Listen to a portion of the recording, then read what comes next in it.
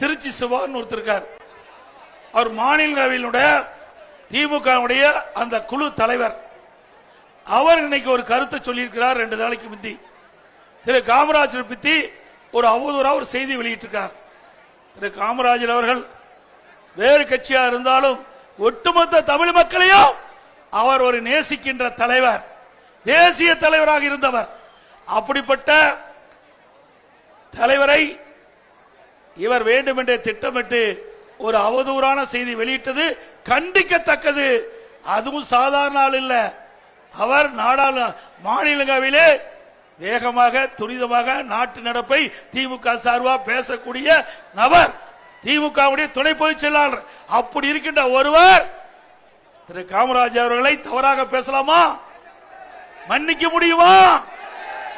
இதற்கெல்லாம் ஆணவ பேச்சு, அகங்கார பேச்சு, இதுக்கெல்லாம் 2026 தேர்தலில் நெத்தியடி நீங்கள் கொடுப்பீங்களா?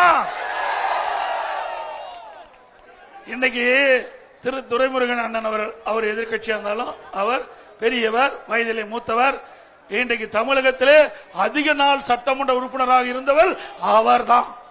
அப்படி அதிக நாள் சட்டமன்ற உறுப்பினர் இருந்து திமுக போராட்டத்தில் கலந்துகிட்டார்.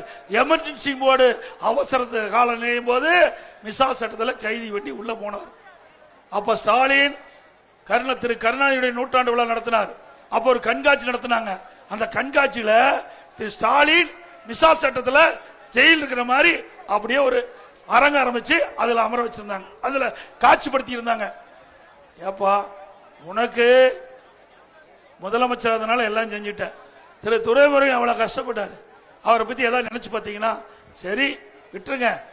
நீங்க உதயநிதி இந்த கட்சிக்கு என்ன செஞ்சார்? திமுக கட்சி திரு அண்ணன் துரைமுருகன் எவ்வளவு கஷ்டப்பட்டு இந்த கட்சி வளர்த்தினார்.